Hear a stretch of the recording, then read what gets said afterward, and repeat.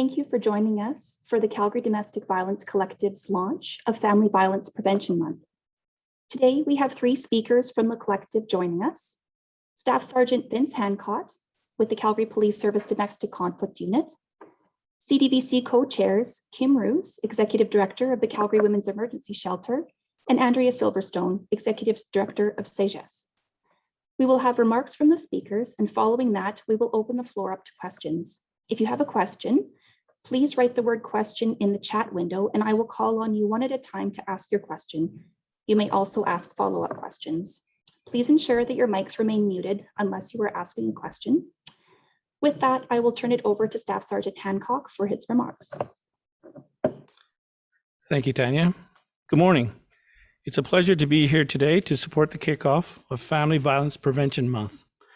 My name is Staff Sergeant Vincent Hancott of the Domestic Conflict Unit, and I lead a team of dedicated professionals that work hand in hand with the member organizations of the Calgary Domestic Violence Collective. We have seen another unprecedented year of stress and uncertainty for Calgarians, and have been closely monitoring how added stressors would impact families and intimate partner relationships in our city. No doubt, we were hesitant in what would come to pass, especially when we learned that other jurisdictions were facing increases in domestic violence during COVID-19. What I can say is that we haven't seen the same increases in domestic violence reporting that other parts of our country has. Calls to police have remained within the average of what we've seen in the past 5 years. What we have experienced is an increase in the number of people calling police before their particular situation escalates to violence. For this, we are very thankful because it allows us to connect citizens with the help they need when they need it. We believe that the trends we are seeing support the model we have in our city that looks at the risk involved in each situation and seeks to provide resources that can lead to positive change. At CPS, we know that domestic violence is a societal issue and that it deserves a comprehensive multi-agency approach. Our domestic conflict unit is embedded in our major crime section and is the largest multidisciplinary unit in the service. We take domestic violence very seriously. We know domestic violence can occur in any household, any income bracket, any age group, any gender, any sexuality, and in any cultural community. In many instances, it occurs behind closed doors, making it difficult for people to come forward and even for the loved ones of someone facing domestic violence to know that something just isn't right. Each one of our 30,000 calls per year we receive is an opportunity to link a citizen with resources for their particular situation. We know police can't and should address these issues alone. It takes a whole community to support families and relationships that are heading along a path of conflict and potential violence. And that is why I'm happy to be here today to talk once again about our partnership with the Calgary Domestic Violence Collective. CDVC is made up of resources specializing in counseling, housing, financial aid, court support, and medical care, which is critical because domestic violence is a serious and complex issue, and victims often need holistic supports to help them navigate through different circumstances. The victims of domestic conflict and violence are not just numbers. They are people. Someone's mother, daughter, sister, brother, son, or a close friend. They may feel alone and they may have nowhere to turn, especially in these challenging times. If you're facing domestic violence, please reach out. There are organizations ready to help you. And if you know of someone facing domestic violence, please talk to them and let them know that you care and that help is readily available. We all play a role in creating a safe community. Please take some time this month to talk to your kids about what behaviors are healthy in a relationship. If you know someone is struggling, please reach out to them. Your support can make a meaningful difference in the lives of those facing domestic violence. Thank you.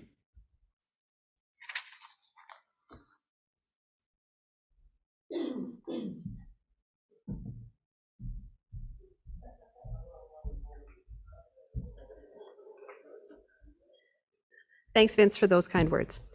I'm pleased to be here today, and I am Kim Ruse, and I am the CEO of the Calgary Women's Emergency Shelter, as well as the co-chair of the Calgary Domestic Violence Collective.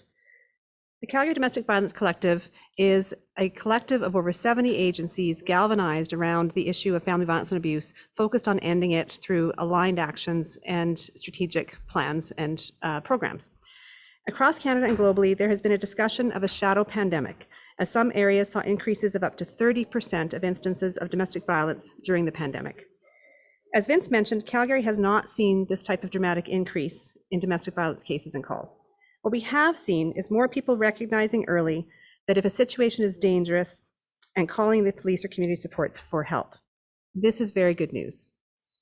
This means that Calgarians are willing to have difficult conversations, recognize that things could be dangerous, and ask for help to learn about ways that they can prevent violence before it happens. This does not mean that we can become complacent, though. The calls for instances of domestic violence may not have increased, but the complexity of danger that people are seeing is absolutely heightened.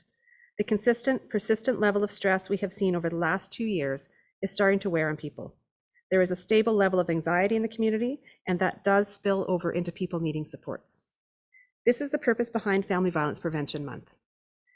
The Provincial Awareness Month intends to shed light on this complex issue, open difficult conversations, and encourage individuals in our community to learn more about ways that they can help end it. Family violence and abuse is a community issue, and we all have a role to play in helping end it. This can be as simple as checking in with your friends and family members, saying something as simple as "you don't seem to be yourself," or "something seems to be going on, is everything okay?" Those types of questions can make a very big difference. And you're not alone. There are countless agencies ready to offer support that can be contacted simply by calling 211. The Family Violence Helpline is also available 24/7 at 403-234-SAFE, which is 7233, or you can call the Family Violence Info Line at 310-1818. Thank you.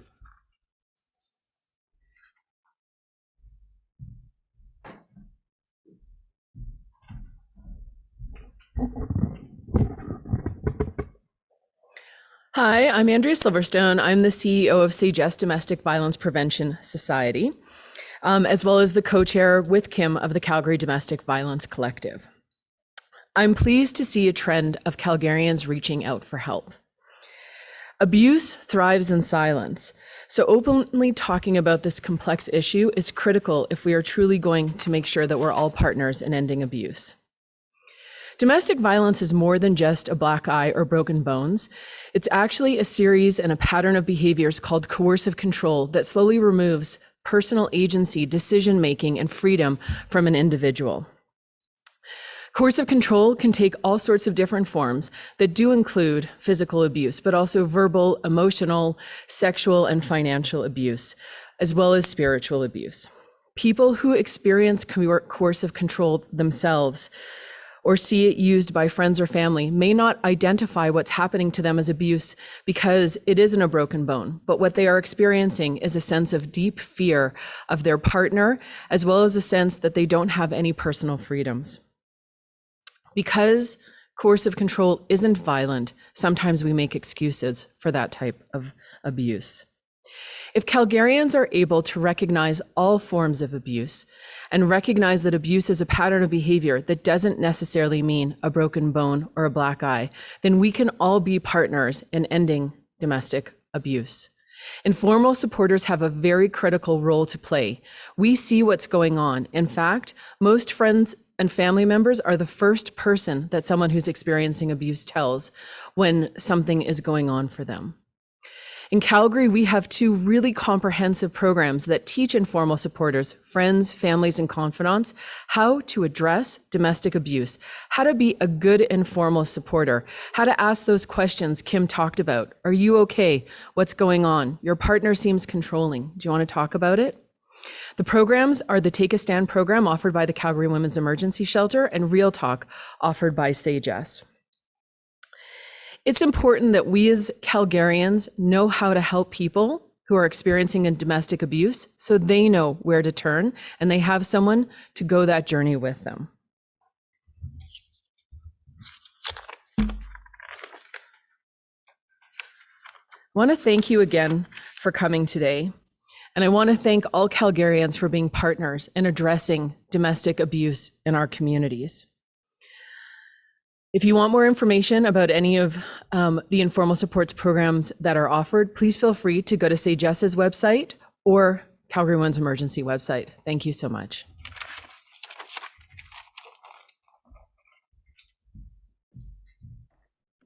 Thank you. We will now open the floor to questions, beginning with Bill Kaufman. Good day. I know that you've mentioned that other jurisdictions in the country have seen an up to 30% increase in cases and reports of domestic violence. Given that, I mean, why do you think Calgary has not seen the same thing? And are you confident that the numbers that we have are really telling the full story? So I just want to start by talking about the difference between police reported statistic and statistics that are reported by domestic abuse agencies across our province and in Calgary. So I'll let Vinny talk more about the police statistics, but I'll talk for a second about our statistics that we're seeing in Calgary and across the province. We're actually seeing a much higher than 30% rise of domestic abuse in terms of access to services across the province of Alberta. We've heard anecdotally from across the province that the rise is anywhere from 30 to 50%. And I can also talk about the fact that at Sagesse, we've seen a rise of about 100% from this time last year, and for sure from before COVID. The other thing, and I'll let Kim talk about this, is we have a joint program with the Calgary Police Service called Equally Safe, which is a collaborative program where police and social workers respond to domestic violence calls. And I can tell you that the need in those agencies has seen a massive increase. So I'll give it over to Kim to talk about that. So the project that Andrew's referring to is Equally Safe, which is a partnership between several agencies in Calgary and the Calgary Police Service. And that project goes out in tandem with police to provide supports and resources to families who are experiencing domestic violence and abuse. And they will provide longer term support, counseling, and referral to other supports that they may need. I would also add that in terms of the numbers that we're seeing, I can speak that the Calgary Women's Emergency Shelter has seen increases in our calls, as well as increases for requests for service. And within that increase, we're also seeing the complexity and the level of danger is much, much higher in all of our programs. And so we use a tool called the Danger Assessment, which measures lethality and the risk of death for people. And we're seeing those numbers climb considerably over the last 2 years.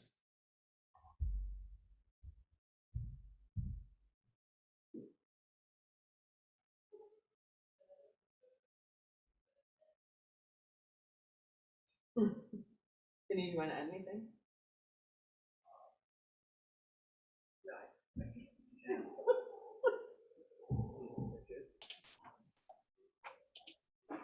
I think we're good. I think we're ready for the next question. Okay, yeah, I've got a follow-up. As we're holding this this media availability, we've heard news now just over the weekend of the death of a woman in her 50s, a suspicious death in the city's northeast. I mean, is there any indication that this is an instance of domestic violence? I'm going to let Vinny talk to that. Yeah, that would be for the exactly. Yeah, just in relation to that file, my understanding is that it's under investigation right now, so I wouldn't be able to comment on that.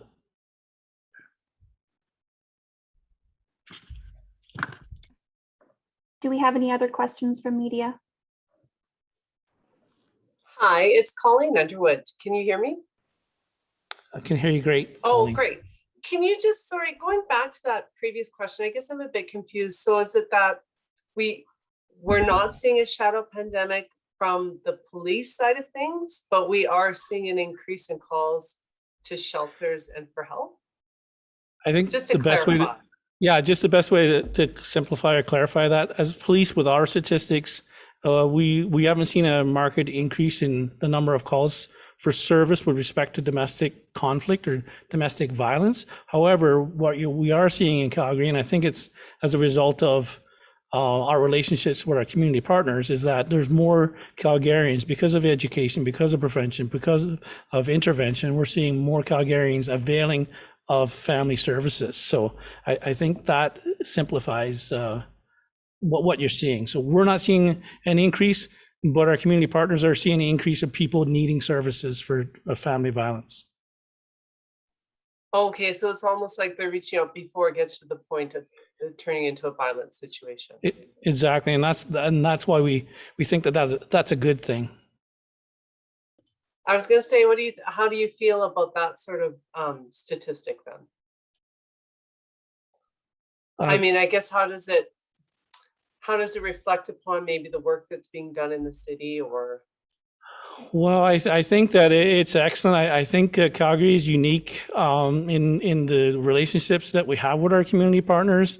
I think the Calgary Police Service recognizes that family violence is a societal issue.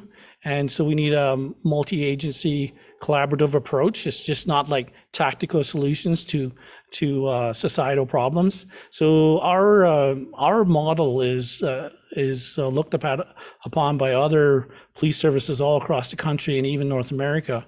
And I think because of the statistics that we're seeing, I think it's great, but there's still a lot of work to do. Absolutely. I mean, we're very pleased that individuals that are undergoing, domestic violence are actually seeking help way before it gets even more violent. That's great, but there's still a great deal of work that needs to be done.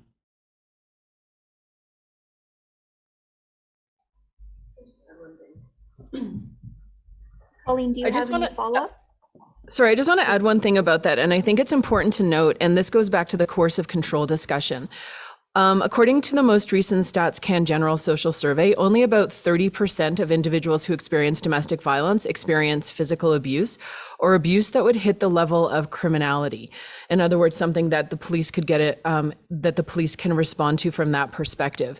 And so I think it's really important to note that when we're talking about response to domestic violence, the majority of people who experience violence experience forms of violence that are not traditionally identified as such and are actually course of control, which also is why in Canada there's currently a conversation around criminalizing coercive control, much like many other jurisdictions in Europe and in the United States.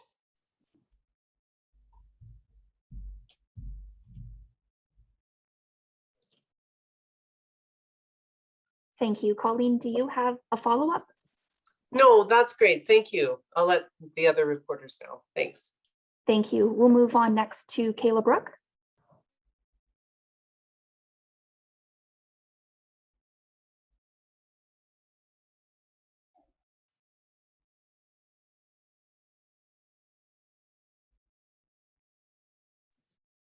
Kayla, are you there? Hi, sorry, can you hear me now? Hello? Yes, go ahead. Okay, sorry about that. So my question is for Andrea. When you had mentioned that, we're actually seeing a rise in abuse across Alberta, is this kind of only broken down agency by agency, or is there kind of like a broader percentage point we can go by? So I will say right now, primarily it's agency by agency. Sagesse is the backbone organization for a provincial collective impact initiative that has over 350 agencies that are members. And those agencies have been reporting their numbers to Sagesse. And so we have some sense of what is happening across Alberta. In addition, we're also partners with the University of Calgary, Shift the Project and Domestic Violence and Help Seeker. It's called the Data to Action Project, where we're trying to understand the scope and occurrences of domestic violence across the province, given COVID. And we have some emerging information, and we'll have some dashboards available soon. And so the answer to your question is not so simple, but I would suggest that we're getting better and better at that data collection and being able to tell the story of what is happening across the province. All right, thank you. Do we have any other media questions?